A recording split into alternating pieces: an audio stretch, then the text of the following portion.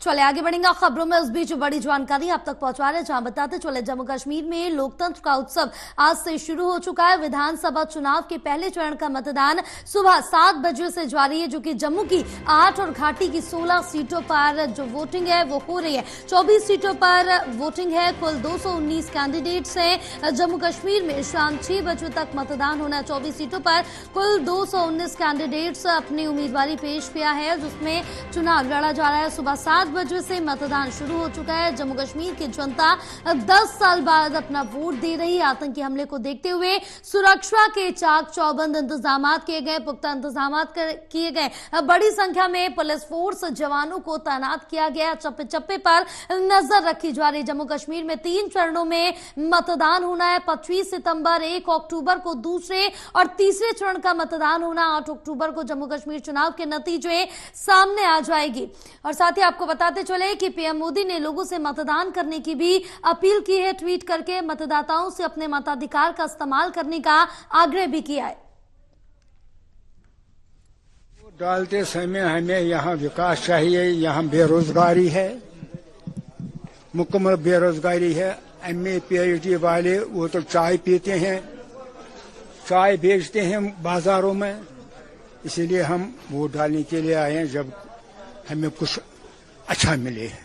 लंबा इंतजार करना पड़ा। ये तो आज खुशकिस्मती है कि हमने आज वोट डाला है कुछ मुद्दों के लिए। जी, हमारा कारण ये है कि हमें बदलाव चाहिए।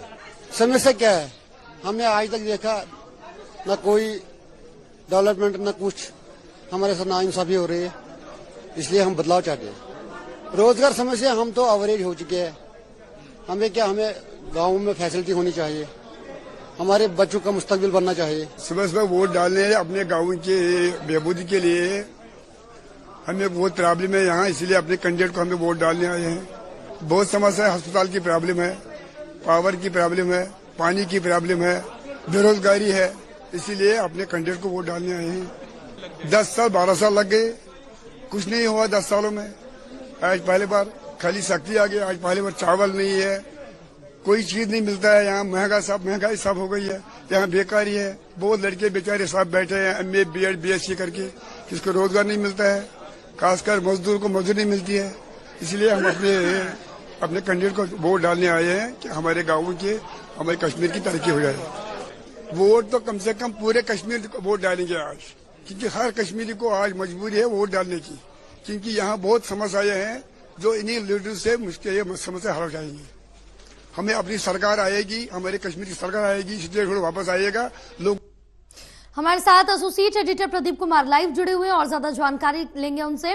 प्रदीप, जिस तरह से देखिए जम्मू कश्मीर की बात करें तो 10 साल बाद यहाँ पर जो लोग हैं अपने मताधिकार का प्रयोग कर रहे हैं, काफी खुशी भी देखने को मिल रही है। लेकिन इस बीच अगर सुरक्षा के लिहाज से बात करें तो वो भी चाक चौबंद रखे गए हैं। आज यहाँ पर चुनाव हो रहे हैं, पहले चरण का मतदान किया जा रहा है।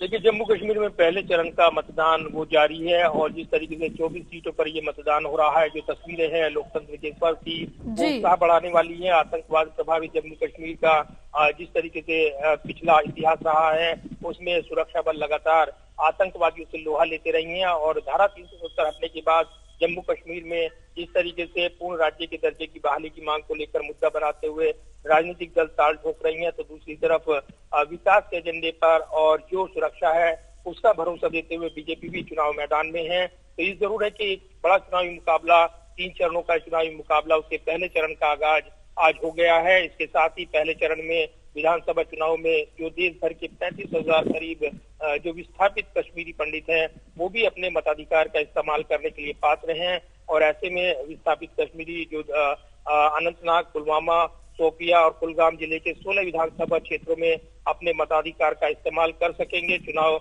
आयोग की ओर से जानकारी दी गई थी, तो काफी महत्वपूर्ण है। इसके अलावा दिल्ली में 648 प्रवासी कश्मीरी मतदाता हैं, जिनके लिए अलग से व्यवस्था की गई है। पंजीकरण कराया था उन्होंने मतदान केंद्रों में वोट डालने के लिए। तो ये काफी महत्वपूर्ण है। जबकि अलग अलग इस चरण के बात करें 3 चरणों के मुकाबले की, पहले चरण में जो मुकाबला है उम्मीदवारों का, अलग अलग पार्टियां मैदान में, स्थानीय पार्टियां पीडीपी हो या फिर कांग्रेस का नेशनल कॉन्फ्रेंस के साथ गठजोड़ है, इसको लेकर बीजेपी काफी आक्रामक रही है। जब यहाँ पर चुनावी कैंपेन भी किया। प्रधानमंत्री नरेंद्र मोदी डोडा गए थे, इसके अलावा गृह मंत्री अमित शाह ने भी चुनावी रैली की थी। तो एक जोरदार यहाँ पर मुकाबला बनकर उभरा था। इसके अलावा यहाँ पर जो मिशन कश्मीर पर राहुल गांधी भी गए थे, चुनावी रैली करते नजर आए थे और कश्मीर की खुशहाली और उसकी शांति व्यवस्था के लिए उन्होंने वोटों की अपील की थी। तो एक बड़ा चुनावी मुकाबला जम्मू कश्मीर के लिहाज से करीब 10 साल के अंतराल के बाद ये चुनावी मुकाबला अब चल रहा है। पहले चरण का मुकाबला शुरू हो गया है और इसी के साथ एक बड़ा मुकाबला ये बनकर उभर रहा है। बिल्कुल प्रदीप, फिलहाल आप हमारे साथ बने रहिए, आगे भी आपसे जानकारी लेते रहेंगे। खबरों का सिलसिला लगातार जारी रहेगा, लेकिन वक्त हो गया छोटे से ब्रेक का। ब्रेक के बाद जल्द होंगे हाजिर।